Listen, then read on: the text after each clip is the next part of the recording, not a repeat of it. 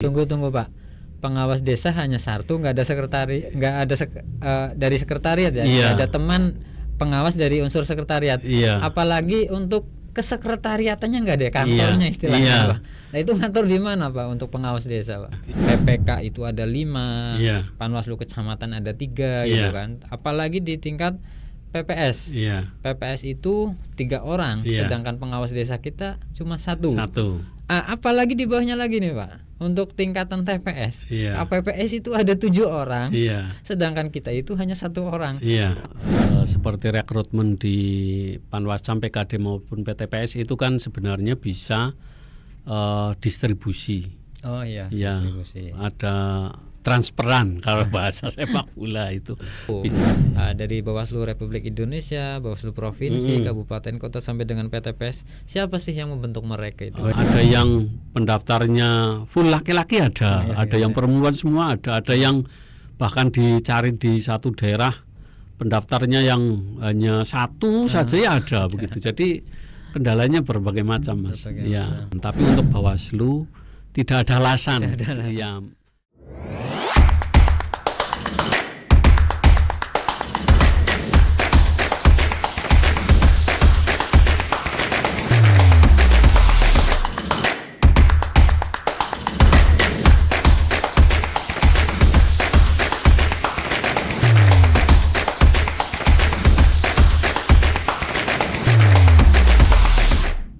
Assalamualaikum warahmatullahi wabarakatuh. Salam sejahtera untuk kita semua. Om Swastiastu, Namo Buddhaya, salam kebajikan. Kembali lagi kami Bawaslu Kabupaten Tegal hadir di hadapan sahabat Bawaslu sekalian dalam rangkaian acara podcast Bawaslu Kabupaten Tegal. Di bulan ini, bulan Juni tahun 2025. Untuk tema podcast kali ini kita akan mengangkat lebih luas lagi terkait sumber daya manusia pengawas pemilu, yaitu dengan tema keberadaan SDM pengawas pemilu. Baik, bersama saya sudah hadir seorang narasumber tentunya yang berkaitan erat dengan divisi sumber daya manusia organisasi, yaitu Bapak Kordif Pak Farid Bani Adam. Selamat pagi Pak Farid. Selamat pagi Mas Asto. Kabar sehat hari ini Pak? Alhamdulillah sehat Mas. Alhamdulillah, semoga untuk seterusnya juga Amin, sehat Mas. terus ya Pak. Iya Mas. Baik sahabat Bawaslu sekalian, setelah kemarin kita pernah mengulas terkait dengan keberadaan SDM khususnya di Kabupaten Tegal, baik itu dari jumlah anggota di setiap tingkatan. Untuk kali ini kita akan membahas secara luas lagi, yaitu di wilayah Republik Indonesia. Apa saja sih pengawas pemilu yang ada di tingkatan pusat, tingkatan provinsi, dan sampai ke bawah. Selain itu banyak hal yang mungkin sahabat Bawaslu sekalian dapat menjadi inspirasi atau semangat untuk ikut bergabung bersama pengawas pemilu. Baik Pak Farid, untuk kali ini kan temanya kita keberadaan SDM pengawas pemilu. Ya Mas. Namun kita ambil tema ini secara luas lagi. Mungkin dasar hukumnya itu masih sama ya Pak ya? Masih sama di Undang-Undang 7 tahun 2017 Mas. Undang-Undang 7 2017. Meskipun di Pilkada juga untuk tata laksana atau strukturnya tetap menginduk di Undang-Undang 7 ya Pak? Iya masih sama. Walaupun tahapannya berbeda. Karena pemilu itu kan, tahapan pemilu itu kan ada 5 pemilihan ya. Sedangkan pilkada kan atau pemilihan itu ada 2 di tingkat provinsi untuk gubernur dan tingkat kabupaten kota. Untuk bupati, wakil bupati sama wali kota. Namun secara kelembagaan, secara SDM itu sama ya? Sama. Baik, gini Pak. Mungkin ada dari sahabat Bawaslu yang belum mengetahui betul siapa itu Bawaslu dan siapa saja sih seperti itu kan, dan berapa personilnya mungkin akan kita bahas di sini Pak. Iya. Siap Mas. Terus mungkin dari sahabat Bawaslu ada yang saya semangat nih, artinya saya punya basic mungkin di bidang hukum gitu kan, sehingga memiliki keinginan untuk bergabung sebagai pengawas di lembaga pengawas pemilu. Untuk pertama mungkin ini Pak, ada syarat-syarat tertentu enggak untuk bisa menjadi anggota ataupun bagian dari keluarga pengawas pemilu, Pak? Terima kasih ya Mas. Pertanyaan yang menarik sekali. Jadi di undang-undang pemilu itu yang menjadi bagian dari keluarga besar pengawas, karena kan yang bertugas menjadi pengawas ini memiliki persyaratan ya. Sedangkan lembaga yang menjadi ditunjuk untuk mengawasi pelaksanaan pemilu itu kan Bawaslu. Di sini ada berbagai persyaratan-persyaratan untuk menjadi bagian dari keluarga besar Bawaslu atau pengawas pemilu. Setiap tingkatan itu punya syarat yang berbeda-beda, Mas. Oh, berbeda-beda ya Pak ya. Di sini secara umum kita bedakan berdasarkan dua kategori yang umum. Yang pertama adalah berdasarkan usia dan yang kedua adalah berdasarkan pendidikan, Mas. Pendidikan. Kita merujuk ke Undang-Undang 7 tahun 2017. Ya. Yang pertama yang berkaitan dengan usia dulu, Mas. Karena ini perlu dipahami karena setiap warga negara Indonesia itu kan berhak ya menjadi pengawas. Namun kan di sini ada ketentuan yang lain. Yang pertama adalah terkait dengan usia. Di ayat 1 pada huruf B itu pada saat pendaftaran, saat dia mendaftar itu usianya paling rendah adalah 40 tahun. Itu untuk Bawaslu. Bawaslu ya. Pusat RI gitu Bawaslu ya. RI, Bawaslu ya. RI. Kemudian berusia paling rendah 35 tahun untuk calon anggota Bawaslu Provinsi. Provinsi. Kemudian paling rendah berusia 30 tahun untuk calon anggota Bawaslu Kabupaten Kota. Ya. Kemudian setelah Kabupaten Kota itu kan ada Panwaslu-Cam, PKD dan PTPS. Itu di sana disebutkan berusia paling rendah 25 tahun. 25. Ya. Meskipun nanti di tataran teknis itu nanti ada seperti kemarin ada diskresi untuk kebijakan. Manakala tidak ada usia yang disebutkan itu ada keringanan diskon istilahnya. Yaitu manakala tidak ada pendaftar sama sekali, ya itu bisa berusia 17 tahun. Tapi ini melihat situasi dan kondisi. Tapi yang disebutkan di undang-undang adalah berusia 25 tahun. 25 tahun. Itu untuk di kecamatan, desa dan PTPS sama. PTPS. Ya. Jadi nanti yang ingin mendaftarkan diri itu dilihat umurnya juga. Ya. Jadi memang ada persyaratan khusus dalam usia ya Pak? Ya, dalam untuk usia. Tingkatan RI tadi itu 40 tahun. 40 tahun. Itu minimal ya Pak? Ya, paling rendah. Paling rendah minimal. Untuk provinsi itu 35 tahun. 35 tahun. Untuk kabupaten 30 tahun. Ya. Nah ini yang menarik itu sebetulnya di tingkat kecamatan itu Pak. Ya. Tingkat kecamatan, tingkat desa bahkan sampai dengan tingkat TPS itu usia minimalnya. Ya, minimal. Itu 25. Ya. Apakah itu nggak menjadi kendala itu Pak? Ya, menjadi kendala tersendiri Mas. Pasti ada ya? Ya, pasti ada. Mungkin di daerah-daerah tertentu yang minim dari warga yang ingin berpartisipasi menjadi penyelenggara pemilu, sedangkan syarat dari usia itu sendiri. Ya. Dinamika yang terjadi setelah pendaftaran dibuka, batas usia sudah disebutkan, namun pendaftar ini sebagaimana yang tadi disampaikan ya, meskipun usianya banyak yang di atas 25 tahun, tetapi minim yang mendaftar Mas. Minim yang mendaftar. Ya, sehingga kami di pengalaman yang kemarin membuka lagi ya, seperti PTPS itu ada gelombang khusus untuk yang 17 tahun. Itu Pak, mohon maaf tadi dibuka kembali itu artinya dibagi gelombang atau perpanjangan istilahnya itu? Perpanjangan. Perpanjangan. Ya. Jadi di periode pertama pembukaan atau perekrutan Ya. ketika belum ada yang memenuhi syarat, Ya. baik itu usia Ya. ataupun lainnya, itu diperpanjang ya. Ya, di persyaratan kan disebutkan juga. Iya. Itu ketika sama sekali kan ada mekanisme tersendiri ya Mas. Sendiri ya. Ya, seperti rekrutmen di Panwascam, PKD maupun PTPS itu kan sebenarnya bisa distribusi.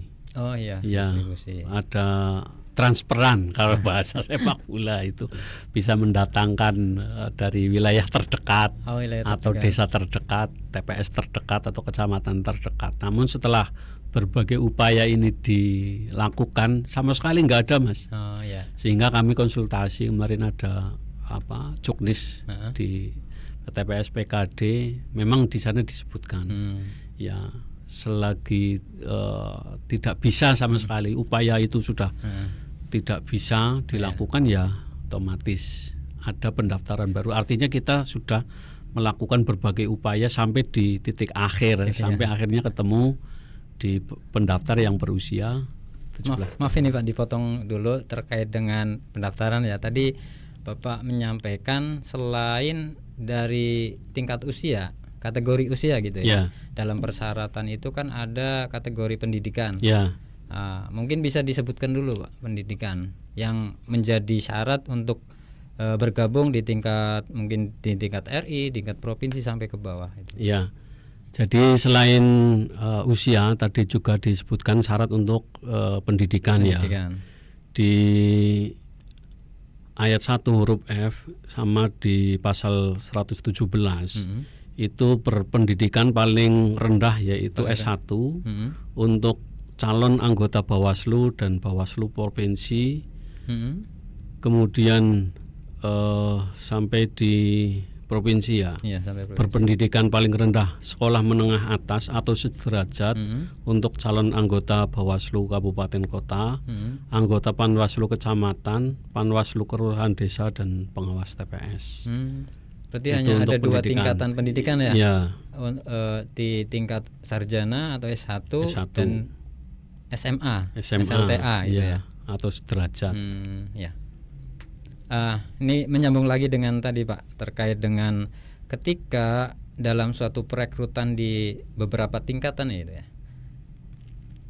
minim pendaftar atau bahkan sama sekali tidak ada pendaftar, kan ada mekanisme tadi yang Bapak sebutkan itu ya. Ya. Mungkin ada pengalaman khusus dikarenakan sebab apa, terus mekanismenya nggak langsung, tadi ada yang disebutkan transfer gitu kan. Ya.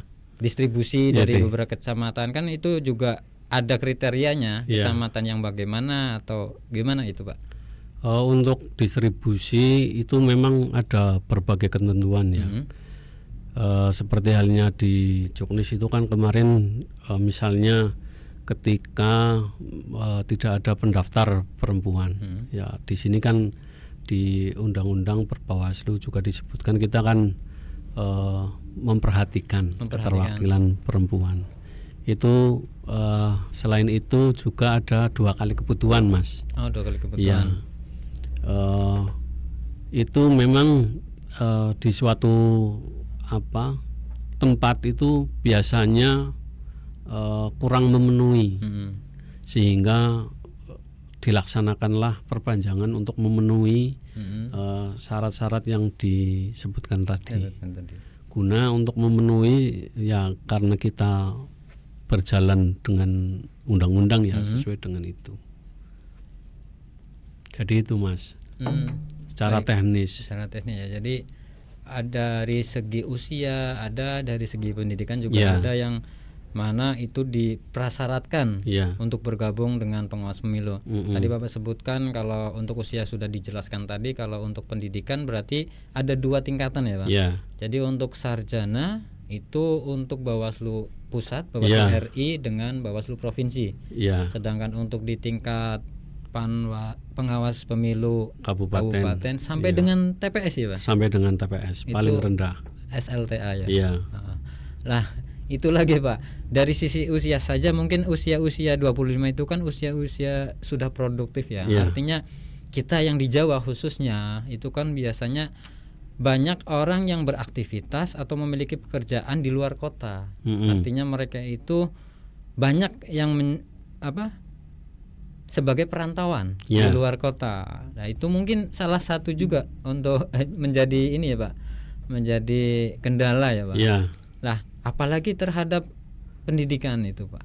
Karena ya mohon maaf, mungkin di beberapa wilayah kita bukan tidak ada, namun yang berpendidikan semisal SMA sampai di tingkat ke atasnya kan mungkin lebih memilih pekerjaan yang khusus yang sudah digeluti setiap hari, entah itu hanya sekedar apa ya, yang mungkin itu menjadi kebutuhan mereka gitu kan. Jadi itu juga menjadi kendala ya Pak dalam perekrutan ya. Di berbagai wilayah kita akan memetakan Kabupaten Tegal itu ada daerah yang utara ke selatan, itu yang ke atas daerah pegunungan. Ya, kemudian yang daerah utara itu kan daerah laut pesisir ya. Itu memang ada berbagai kendala, terutama yang bekerja.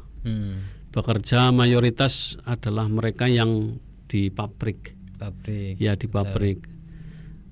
Mereka rutinitas setiap hari kan ya. Setiap hari bekerja, berangkat pagi, ada juga yang lembur sampai malam gitu. Sehingga mungkin bahasa Jawanya istilahnya eman-eman.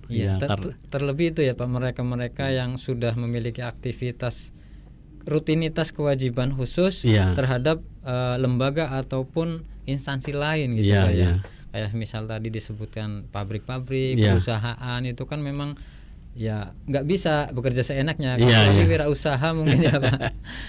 Apalagi yang mungkin berjualan atau dagang di malam hari, kan pedagang juga kan ada waktu-waktu ya, biasanya seperti itu. Kalau pedagang mungkin kue-kue basah kayak itu kan kebanyakan ya rata-rata kan sore mungkin itu bisa lah ya. Tapi ya nggak tahu juga sih. Memang peminat masyarakat kita itu variatif. Tapi untuk pengalaman kemarin ini Pak, Pak Kordif kan di sini berarti mengalami beberapa perekrutan 2 kali kalau nggak salah Pak.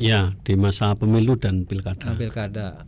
Masalah terberat dalam perekrutan itu apa Pak yang menjadikan sebelumnya pernah nggak ketika Pak Kordif itu menjabat di divisi SDM terus melaksanakan perekrutan itu, apakah setiap perekrutan itu pasti adanya perpanjangan waktu atau mulus-mulus saja di kita itu Pak? Ada Mas. Ada ya? Ada masa perpanjangan. Berarti itu kan artinya sulit ya Pak? Mencari calon-calon pengawas pemilu dari masyarakat secara umum kan memang susah ya. Kalau secara formasi sih bilang angka ya Mas ya. Di undang-undang kan sudah disebutkan untuk formasi dasarnya kan untuk Panwas itu kan 3, PKD cuma 1, PTFS cuma 1. Kalau bicara angka sih 311 itu sih mudah ya Mas. Tapi tidak hanya berdasarkan angka saja ini formasi yang dibutuhkan. Namun ada berbagai persyaratan lagi yang disebutkan juga seperti tadi misalnya 2 kali kebutuhan. Kalau 3 kan berarti 6. Kemudian 1 kan 2. Belum lagi masalah keterwakilan perempuan ya. Yang tidak ada sama sekali perempuannya ya perpanjangan. Ya begitu. Itu menjadi kendala tersendiri. Sehingga ya kalau bicara 311 di perekrutan awal, pembukaan awal, pendaftaran terpenuhi semua kalau bicara formasi fakta. Tapi kita kemudian kan bicaranya lain lagi sesuai dengan itu. Ada yang pendaftarnya full laki-laki ada yang perempuan semua ada yang bahkan dicari di satu daerah pendaftarnya yang hanya 1 saja ya ada begitu. Jadi kendalanya berbagai macam Mas. Sehingga ya di suatu wilayah berdasarkan dengan ketentuan itu ya kita petakan perpanjangannya gitu. Mungkin penyebab-penyebab potensi perpanjangan itu karena apa ya? Oh ya, untuk perekrutan di kemarin ya, pemilu 2024 kemarin dengan pemilihan atau pilkada di 2024 juga, itu kan kalau nggak salah tidak mewajibkan pendaftar itu di wilayahnya tersebut. Yeah. Misal di tingkat kabupaten itu wilayahnya memang di tingkat kabupaten ya. Yeah. Tapi sepemahaman saya itu kalau untuk tingkat kecamatan itu kan nggak harus, misalkan nih di sini kan ada kecamatan Adiwerna, Yeah. nggak harus kan, artinya mereka itu yang berdomisili di wilayah kecamatan Adiwerna itu harus mendaftar di Adiwerna. Yeah. nggak harus kan, Yeah, artinya bisa keluar kecamatan Kecamatan kan? ya. Bisa. Iya. Di Juknis kan di sana memang disebutkan secara spesifik ya. Spesifik. Ada sebutan berdomisili. Berdomisili. Ya, untuk Panwascam kan berdomisili di wilayah kabupaten. Wilayah kabupaten. Jadi selama statusnya adalah warga kabupaten ya. Gitu ya. Kabupaten Tegal ya bisa nanti menjabat lah kalau dia diberi rezeki untuk menjadi panwas ya. Sama dengan pengawas TPS. Ya, pengawas TPS itu kan domisilinya adalah wilayah ya, desa. Ya. Desa. Misalnya di desa itu ada 4 misalnya ya, 4 TPS. Ya, 4 TPS kan tidak harus warga yang RT 1 di TPS 1 misalnya. Gitu. Ya, dia bisa ditugaskan di TPS 4. Berarti gitu. yang penting dalam lingkup desa itu TPS lah. Untuk tingkat desa, pengawas desa berarti yang penting dalam satu lingkup kecamatan. Gitu. Artinya tidak mengharuskan di spesifik di mana dia di desa apa, di kecamatan apa. Untuk kecamatan itu ya. Tidak. Ada kriteria khusus lah ya. Artinya untuk di tingkat kecamatan itu yang penting dia warga Kabupaten Tegal. Lah untuk di pengawas desa yang penting di satu kecamatan. Dan untuk TPS yang penting di satu desa. Selanjutnya ini Pak, dari beberapa tingkatan kan, kalau secara umum itu Bawaslu RI, Bawaslu Provinsi, Bawaslu Kabupaten Kota, Kecamatan, Desa sampai dengan TPS. Ada 5 tingkatan itu ya Pak. Nah yang ingin saya tanyakan adalah berapa jumlah formasi ya. Kalau kemarin kita sudah pernah membahas memang di tingkat kabupaten kita itu ada 5 ya. Di tingkat kecamatan itu ada 3. Nah, sedangkan tingkat desa dengan TPS itu hanya ada 1. Nah, tapi kok ada di beberapa kabupaten kota yang memiliki hanya 3 pimpinan, 3 anggota. Itu ada dasar-dasar tersendiri Pak. Bicara soal formasi pengawas ya, sebelum ke formasi pengawas mungkin ke pengawas dulu ya. Ya, di pasal 89 itu kan pengawasan penyelenggaraan pemilu dilakukan oleh Bawaslu. Bawaslu itu tersendiri ada Bawaslu, Bawaslu Kabupaten Kota, Panwaslu Kecamatan, Panwaslu Kelurahan, Desa, kemudian Panwaslu Luar Negeri, dan yang terakhir adalah pengawas TPS. Bicara soal formasi, memang formasinya berbeda-beda Mas. Ya, di sini di undang-undang disebutkan bahwa untuk jumlah anggota yang pertama yaitu untuk Bawaslu. Bawaslu itu sebutan untuk tingkat pusat, RI. Itu adalah sebanyak 5 orang. Kemudian Bawaslu Provinsi sebanyak 5 atau 7 orang. Kemudian Bawaslu Kabupaten Kota itu sebanyak 3 atau 5 orang. 3 atau 5. Ya. Itu mengacu ke undang-undang. Di sana disebutkan di lampiran 2. Jadi untuk Bawaslu di tingkat provinsi memang berbeda-beda Mas. Ya. Begitu juga dengan Bawaslu di tingkat kabupaten kota. Ada yang 5, ada yang 3. Kemudian ada yang di provinsi ya, ada yang 5, ada yang 7. Kemudian untuk tingkat yang lebih bawah dari mulai kecamatan sampai di tingkat desa, di sana disebutkan untuk Panwaslu kecamatan sebanyak 3 orang. Kemudian pengawas kelurahan desa sebanyak 1 orang, dan Panwaslu pengawas TPS 1 orang. Ya, kita berharap sih mungkin di sini untuk pengawas desa nanti mungkin ada kebijakan dari RI yang baru Mas, karena ya bicara soal pengawas desa kan bicara juga dengan penyelenggara pemilu di tingkat desa Mas. Di tingkat desa. Dalam hal ini adalah yang di bawah KPU ya. KPU juga sama Mas, di PPK, kemudian ada yang di desa dan ada yang di tingkat TPS kan ada ya KPPS lah. Di tingkat desa itu kan mereka disebut PPS. PPS itu jumlahnya 3 Mas. PPS. Iya PPS. Sedangkan di kita di Bawaslu di pengawasnya itu baru 1. Ya mungkin nanti formasinya bisa bertambah ya untuk di tingkat desa itu ya. Karena ya 1 orang untuk ngawasi 1 desa itu ya minim lah gitu. Jadi mungkin untuk tingkatan di desa untuk TPS ya mungkin juga ada kebijakan karena memang KPPS kan jumlahnya 7. Ya mungkin untuk pengawas TPS ada perubahan, kemudian pengawas desa untuk kecamatan sudah ya bisa mengikuti lah. Di sana kan PPK 5, kemudian Bawaslu kabupaten kota ya sudah seperti itu. Itu mungkin sih formasi yang ada di tingkatan dari mulai RI sampai di pengawas TPS. Oke Pak, tadi untuk tingkat provinsi dengan tingkat kabupaten itu ada alternatif ya. Artinya kan kalau di tingkat provinsi tadi Pak Korbit menyebutkan itu bisa 5 bisa 7. Yeah. Nah, untuk tingkat kabupaten kota itu bisa 3 bisa 5. Nah itu berarti disebutkan secara spesifik Pak di peraturannya, di undang-undangnya.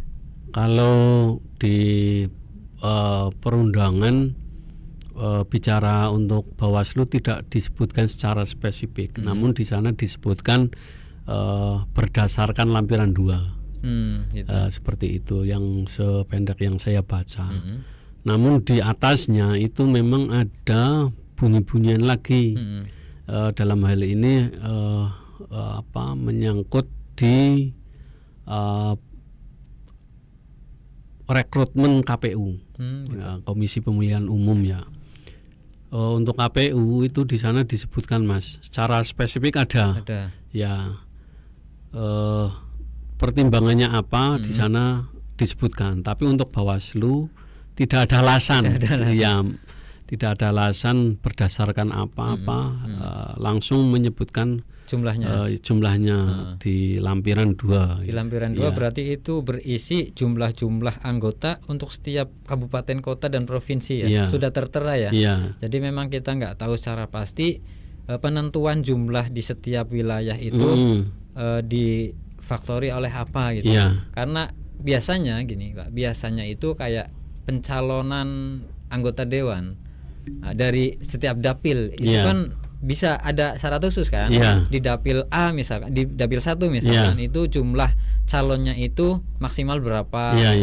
Apa mungkin seperti itu yang saya tanyakan sehingga tadi dapat jawaban dari Pak Kordif bahwa untuk Bawaslu sendiri itu tidak ada faktor khusus ya untuk menentukan jumlah. Tapi itu sudah tertulis secara jelas jumlahnya berapa gitu ya. Di pasal 92 di angka 3 ya.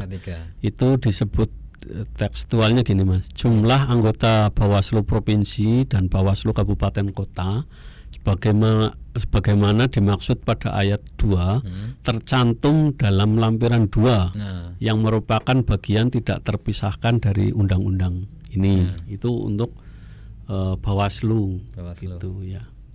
Baik Pak, jadi kita sudah tahu nih sahabat Bawaslu sekalian untuk jumlah formasi, untuk syarat-syarat menjadi pengawas pemilih itu ada kriteria khususnya.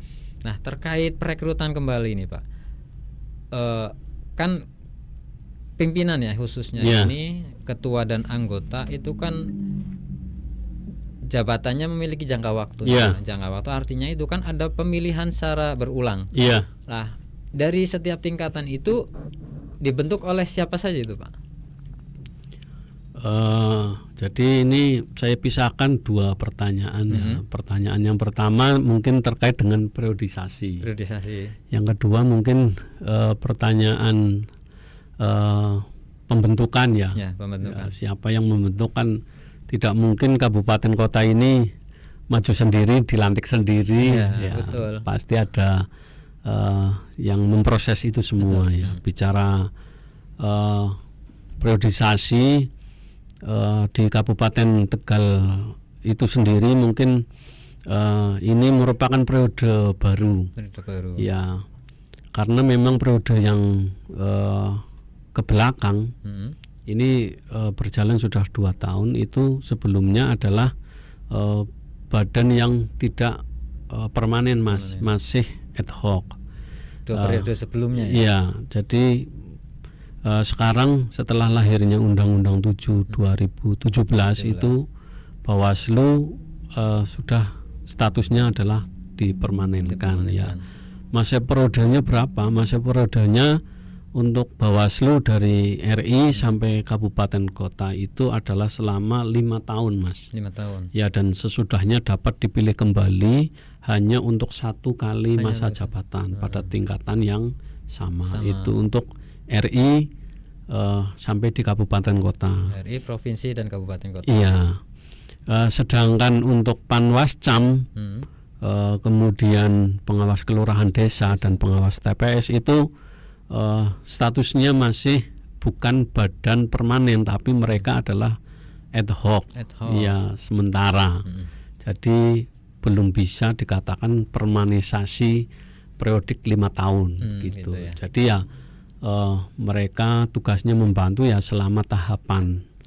Ya. Ketika ada tahapan mereka dibentuk. Setelah selesai tahapan ya mereka kembali. Gitu. Ya, begitu, Mas. Oh ya, Pak. Tadi kan sudah dijawab terkait dengan periodisasi ya. Iya. Nah, ini yang belum dijawab ini, Pak. Untuk pembentuk dari setiap tingkatan itu, dari Bawaslu Republik Indonesia, Bawaslu Provinsi, Kabupaten Kota sampai dengan PTPS, siapa sih yang membentuk mereka itu? Oh ya, saya hampir lupa tadi pertanyaan yang kedua setelah periodisasi ya. Ada siapa sih yang membentuk pengawas ini dari mulai RI, kemudian provinsi, kabupaten, kota, pengawas kecamatan, desa, kemudian sampai di pengawas TPS ya. Memang pembentuk ini saya sebut memang disebut juga di sana ada sebutan di undang-undang itu adalah tim seleksi. Tim seleksi ya. Ya, artinya pengawas TPS ini tidak berdiri sendiri hadir, Mas. Ya, di sana melalui berbagai proses ya. Artinya saya yang menjadi anggota kabupaten tidak mendaftar sendiri, kemudian proses sendiri, dilantik sendiri, tidak seperti itu ya, Mas. Ada proses yang panjang di sana. Untuk di tingkat yang atas ya, RI ya, yang membentuk tentu pejabat yang lebih tinggi ya, Mas. Dalam hal ini kalau di tingkatan RI itu langsung dari beliau Pak Presiden. Ya. Namun di sana juga ada mekanisme yang disebutkan sesuai dengan undang-undang, Mas ya. Presiden, kemudian ada juga pihak yang dilibatkan yaitu DPR. Ya. Presiden membentuk sendiri untuk tugasnya membantu yaitu tim seleksi. Ya, setelah RI ini terbentuk dari RI ya, kemudian RI membentuk tim seleksi untuk membentuk provinsi, Bawaslu di tingkatan provinsi. Ya. Jadi siapa yang membentuk Bawaslu provinsi ya, tim seleksi yang dibentuk oleh Bawaslu RI Republik Indonesia. Kemudian untuk tingkatan di kabupaten kota pun sama, Mas. Sama dengan provinsi. Sama dengan provinsi. Ada tim seleksi, tapi tim seleksi ini ya dibentuk oleh Bawaslu Republik Indonesia. Tapi itu berbeda ya, Pak ya, tim seleksinya. Artinya meskipun yang membentuk tim seleksi untuk pemilihan perekrutan Bawaslu provinsi dan Bawaslu kabupaten kota itu, walaupun yang membentuk itu Bawaslu RI, tapi berbeda ya, Pak? Berbeda-beda. Berbeda. Ya. Untuk kabupaten kota tadi sudah, yaitu dibentuk oleh Bawaslu RI langsung melalui tim seleksi yang dibentuk oleh Bawaslu RI lah. Untuk di tingkat kecamatan sampai PTPS ini Pak. Oh ya, setelah Bawaslu kabupaten kota terbentuk hadir, itu mereka kan membentuk badan ad hoc ya, ada pengawas kecamatan, kemudian pengawas tingkat desa, dan yang terakhir adalah pengawas TPS ya, PTPS ya. Untuk Panwaslu kecamatan itu diseleksi dan ditetapkan oleh Bawaslu kabupaten kota, Mas. Bawaslu kabupaten kota. Ya. Bawaslu, kalau di Bawaslu kabupaten kota itu sebutannya tidak ada tim seleksi, namun kelompok kerja Pokja. Kelompok kerja perekrutan. Rekrutmen. Rekrutmen. Ya, dan di sana tidak ada pihak eksternal, jadi keluarga sendirilah. Ya. Berarti Pokja itu terdiri dari internal pengawas. Internal ya, Bawaslu kabupaten kota. Ya misalnya di sana disebut misalnya ketua Pokja, misalnya koordinator divisi sumber daya manusia organisasi dan diklat, itu kan bagian internal dari Bawaslu kabupaten kota itu sendiri ya. Kemudian ada di sini kan ada sebutan koordinator sekretariat atau kepala kesekretariatan ya, Korsek atau Kasek, itu ya juga bagian internal dari Bawaslu kabupaten kota itu sendiri. Itu di tingkatan Bawaslu kabupaten kota. Jadi untuk siapa yang membentuk atau seleksi penetapan untuk Panwaslu kecamatan ini adalah wewenang dari Bawaslu kabupaten kota. Kemudian ke bawah lagi yaitu Panwaslu kelurahan desa, itu ditetapkan dengan keputusan Panwaslu kecamatan. Ya, jadi siapa yang membentuk pengawas desa ini adalah pengawas tingkat kecamatan atau Panwaslu Cam. Dan yang terakhir adalah pengawas TPS. Pengawas TPS ini juga diseleksi dan ditetapkan oleh Panwaslu kecamatan atau Panwaslu Cam. Gitu.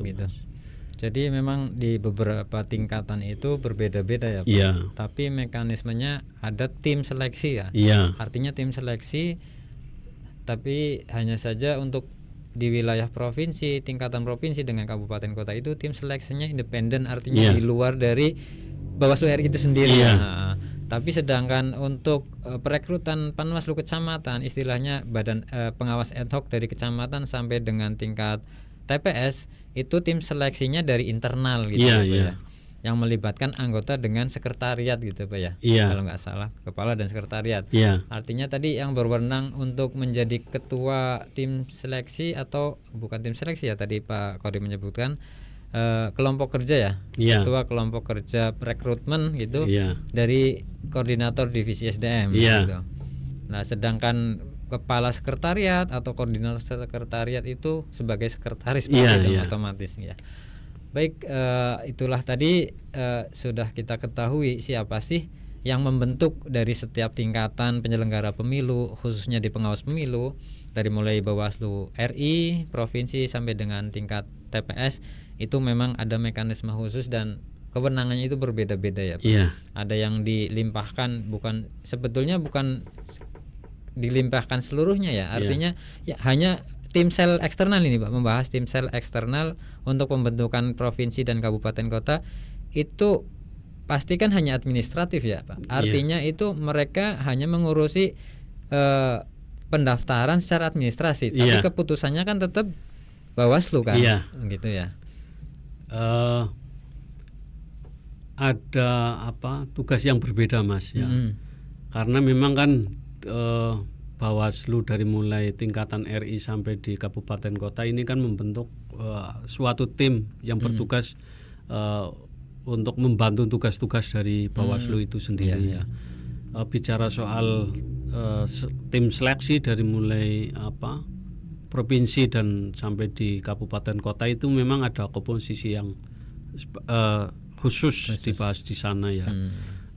Di sana disebutkan ada 3 orang yang dari unsur pemerintah, kemudian 4 orang yang dari unsur akademis, dan ada 4 orang yang berasal dari unsur masyarakat. Ya mereka dibentuk untuk membantu tugas Bawaslu itu sendiri sampai di tingkatan lolos di babak yang pertama wawancara sebelum nanti ke akhir kan ada juga yang wawancara di tingkatan provinsi dan DRI begitu. Jadi setelah tim sel ini menentukan siapa yang layak di babak berikutnya ya mereka hanya menyerahkan, sedangkan keputusan itu ya tetap diambil di tingkatan yang lebih atas. Kalau kabupaten kota kan ya yang pleno kan provinsi, kalau provinsi ya. Kalau provinsi ya lain lagi yaitu RI begitu. Oke, jadi seperti itu ya Pak. Artinya tadi untuk pembentukan ya kewenangannya masing-masing untuk setiap tingkatan. Iya, Mas. Nah, setelah itu ini ada pertanyaan yang menarik mungkin bagi kami ya yang sebagai pengawas pemilu, bagian dari pengawas pemilu ini kami sekretariat juga sering melakukan kegiatan-kegiatan pengawasan gitu Pak artinya. Jadi kalau kemarin sih kami sempat mengalami kewalahan ya, artinya dalam pelaksanaan tugas pengawasan di mana jumlah personil kita ya memang sih kita sadari untuk di tingkatan Bawaslu kabupaten kota itu karena baru permanen 2 periode sekarang mungkin belum ditata secara utuh personilnya. Artinya mungkin kita masih terbatas dalam melaksanakan pengawasan, apalagi kalau misalkan tahapan yang diawasi itu adalah tahapan yang dilakukan oleh penyelenggara pemilu KPU gitu kan. Artinya KPU kan sudah berdiri lama, terus personilnya sangat banyak sehingga mereka itu ketika dalam satu tahapan melaksanakan kegiatan kerja-kerja mereka itu dibagi sebanyak mungkin itu artinya. Jadi kalau kita hanya beberapa personil saja itu kan menjadi hambatan. Lah, apakah itu juga dirasakan di tingkat ad hoc Pak? Artinya kan di tingkat kecamatan mungkin juga berbeda ya. PPK itu ada 5, Panwaslu kecamatan ada 3 gitu kan. Apalagi di tingkat PPS. PPS itu 3 orang, sedangkan pengawas desa kita cuma 1. Apalagi di bawahnya lagi nih Pak. Untuk tingkatan TPS, KPPS itu ada 7 orang, sedangkan kita itu hanya 1 orang. Apakah itu sangat mempengaruhi kinerja kita Pak, lembaga pengawas ini Pak? Ya bicara soal komposisi memang dari tingkat kecamatan sampai di pengawas desa kan sampai di pengawas TPS kan untuk pengawas pemilu seperti yang tadi disebutkan ya. Pengawas kecamatan 3, kemudian desa 1, TPS 1. Untuk melaksanakan pengawasan karena keterbatasan sumber daya manusia tentu ada berbagai macam tantangan Mas. Mereka kan basisnya adalah melaksanakan tugas pengawasan. Ya berbagai macam kendala hambatan mereka alami Mas, baik di tingkat kecamatan, di tingkat desa, kelurahan maupun di pengawas TPS. Di samping sumber daya yang terbatas ini ada mungkin kendala yang berbenturan Mas. Jadi tahapan itu kan tidak sekali jalan. Misalnya ketika ada tahapan untuk mereka melaksanakan rekrutmen misalnya Panwaslu kecamatan untuk membentuk pengawas tingkat kelurahan desa maupun pengawas TPS itu kan wilayahnya adalah internal ya, mereka membentuk. Ketika itu berjalan itu proses yang lain juga berdatangan Mas. Ya, misalnya ada tahapan pengawasan kampanye, ada pengawasan apa begitu, sehingga mereka mungkin di samping jumlahnya terbatas juga ada kegiatan yang lain yang juga itu merupakan kewajiban dari mereka untuk mengawasi pelaksanaan dari seluruh tahapan yang ada di pemilu itu sendiri Mas. Ya Pak, jadi ini mungkin yang ingin saya garis bawahi ya Pak. Artinya mungkin dari Pak Kodim sendiri itu ada harapan ya. Harapan artinya kan memang dari awal dibentuknya gitu kan, personil jumlahnya itu kan dari dulu segitu. Artinya kita tidak bisa mengimbangi untuk memaksimalkan kinerja pengawasan. Terutama contohnya kalau di Panwaslu kecamatan mungkin masih ada sekretariat ini Pak. Ada sekretariat, ada kasek, ada bendahara, terus ada struktural di bawahnya juga kan, ada staf juga, nggak hanya satu. Nah sedangkan untuk di tingkat desa, pengawas desa itu hanya satu. Nah semisal di tahapan tertentu itu KPU, jajaran KPU di tingkat desa, PPS melaksanakan kegiatan, semisal verifikasi administrasi apapun itu kan ya. Nah itu kan harus diawasi oleh pengawas desa di wilayahnya. Sedangkan di bukan tahapan yang lain, oleh subjek yang lain, misalkan sudah adanya peserta pemilu gitu kan, ada acara kampanye yang dilakukan oleh tim sukses itu kan. Nah itu nggak bisa dibagi-bagi Pak. Satu orang itu nggak bisa mengawasi A dan B kan gitu dalam waktu yang bersamaan. Mungkin ini betul-betul menjadi apa ya artinya tantangan kita dan mungkin apa harapan dari Pak Kodim itu sendiri? Mungkin harapan dari saya khusus menyoroti ke Panwaslu Kelurahan Desa Mas, PPS ya. Kalau bicara Panwaslu Kelurahan Desa kan di sebelahnya di tingkat penyelenggara di KPU kan ada PPS. PPS itu di sana ada juga sekretariatnya Mas. PPS juga ada sekretariat. Iya, sekretariat PPS. PPS ini berjumlah 3 orang. Kemudian ada sekretariatnya. Untuk di kecamatan kan seperti Panwaslu Cam ada sekretariatnya. Jadi untuk di tingkat desa itu Panwascam hanya sendiri mandiri. Pengawas desa hanya sendiri. Iya, 1 orang itu tidak ada sekretariatnya. Dan uniknya juga untuk ya kita membandingkan ya Mas, karena kita memang kan statusnya sama-sama penyelenggara pemilu. Mungkin ke depan statusnya mirip sama dengan PPS Mas untuk tingkat desa ini. Apa itu? Yang pertama mungkin sekretariat Mas. Untuk PPS itu ada Mas. PPS di ada. Tingkat desa. Ya kalau di pengawas desa itu nggak ada. Ya jadi kalau mau mencari pengawas tingkat kelurahan desa ya kebanyakan larinya ke rumah pribadi. Tunggu Pak. Pengawas desa hanya satu, nggak ada nggak ada dari sekretariat ya. Nggak ada teman pengawas dari unsur sekretariat. Apalagi untuk kesekretariatannya nggak ada kantornya istilahnya Pak. Nah itu kantor di mana Pak untuk pengawas desa Pak? Ya tidak ada kantornya, di rumah. Yang ada kan pengawas tingkat kecamatan. Ya Panwaslu kecamatan itu. Itu mungkin fokus ke sana ya. Barangkali nanti mungkin ada kebijakan yang baru di pemilu tahun 2029 lagi ya. Alhamdulillah ya Mas. Karena sama-sama penyelenggara mungkin dari RI dulu ya. RI kan KPU 7. Ya mungkin Bawaslu-nya bisa bertambah lagi. Ya. Sementara ini kan 5 ya.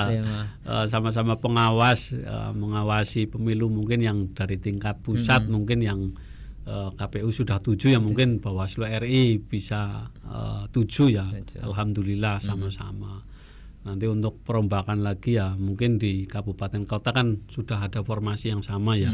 Ada yang 5, ada yang 3 kan sudah, sekretariat juga sudah. Kemudian provinsi juga sama kan, ada yang 5, ada yang 7, ada sekretariatnya. Kemudian Panwaslu kecamatan lah ini juga sudah, saya kira sudah mencukupi untuk posisi ini ya.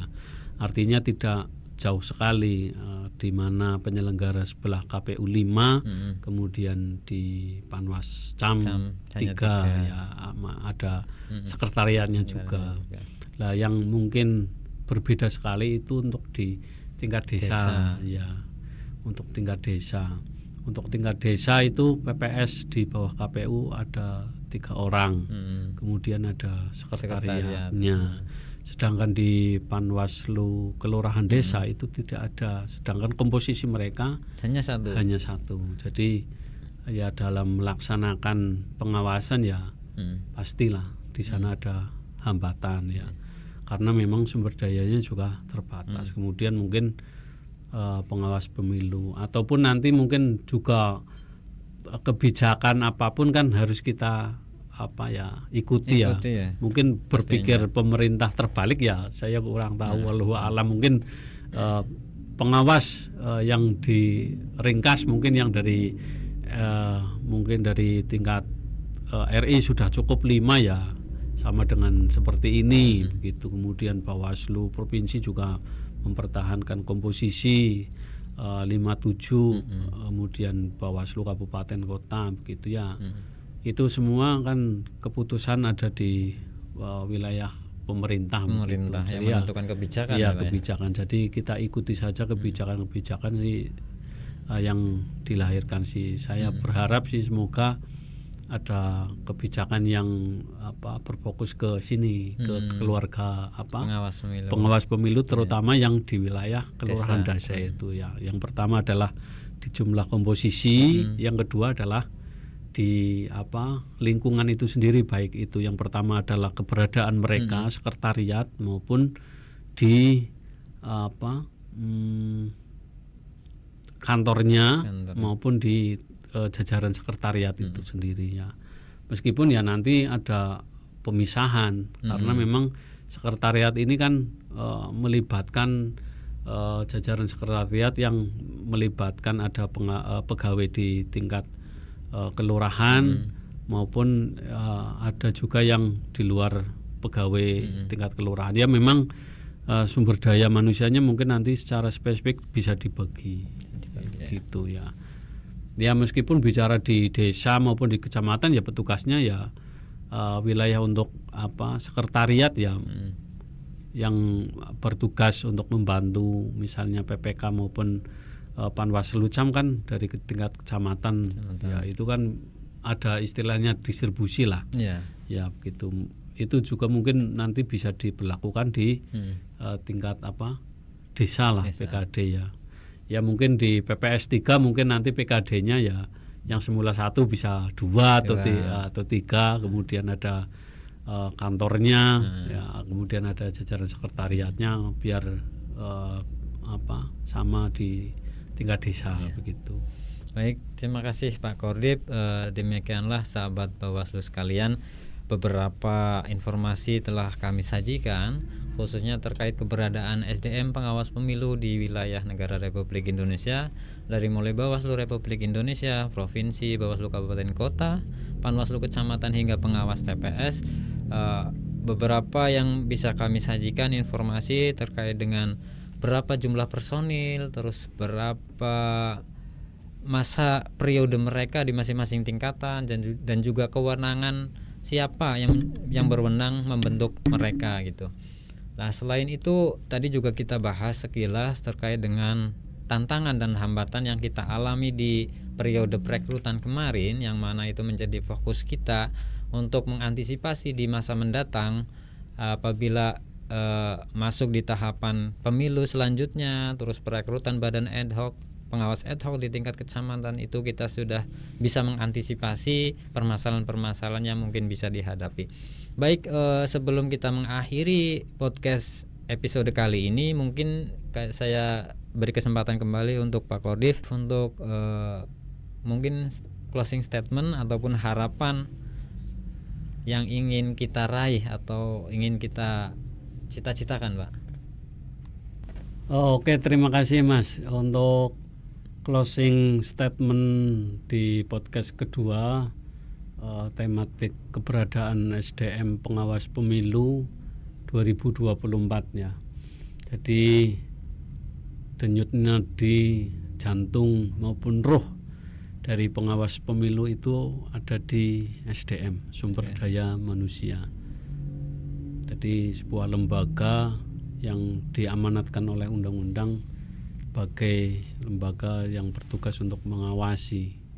Jadi Bawaslu ini dari mulai tingkat RI kemudian provinsi, kabupaten kota, sampai di tingkat yang paling bawah sekali, yaitu ada di tingkat TPS.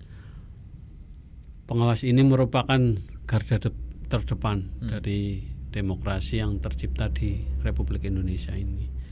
Jadi berbahagialah, berbanggalah saudara-saudara yang sudah mengabdi, bergabung menjadi keluarga besar kami, menjadi keluarga besar Bawaslu Kabupaten Tegal. Karena panjenengan merupakan garda terdepan menciptakan demokratisasi khususnya di wilayah Kabupaten Tegal. Gitu. Masyarakat Kabupaten Tegal yang belum menjadi bagian dari pengawas baik di tingkat kabupaten maupun di pengawas kecamatan, kemudian pengawas desa dan pengawas TPS, nanti ketika pemilu 2029 ya berlangsung, silakan mendaftarkan diri menjadi bagian dari keluarga besar Bawaslu. Itu saja yang bisa saya sampaikan. Semoga perjuangan-perjuangan yang telah dicapai, apa yang akan dilakukan, bisa menjadi bagian dari perjalanan di negara ini. Terima kasih Pak Khodib yang sudah menyempatkan waktu dan tenaganya untuk hadir di hadapan sahabat Bawaslu sekalian untuk menyampaikan berbagai informasi terkait Bawaslu Kabupaten Tegal secara khusus dan Bawaslu pengawas pemilu di wilayah negara Republik Indonesia secara umum. Baik sahabat Bawaslu sekalian, itulah tadi perbincangan kita pada podcast kesempatan kali ini yang membahas terkait dengan keberadaan sumber daya manusia pengawas pemilu di Kabupaten Tegal secara khusus dan di Republik Indonesia secara umum. Dari saya sebagai host mohon maaf yang sebesar-besarnya atas segala kekurangan. Apabila terdapat salah kata, salah ucap, kami sampaikan, kami mohon maaf yang sebesar-besarnya. Terima kasih kepada Pak Khodib. Ya, sama-sama Mas. Mari kita tutup bersama acara pada hari ini dengan tagline kita, bersama rakyat awasi pemilu. Bersama Bawaslu tegakkan keadilan pemilu. Wassalamualaikum warahmatullahi wabarakatuh.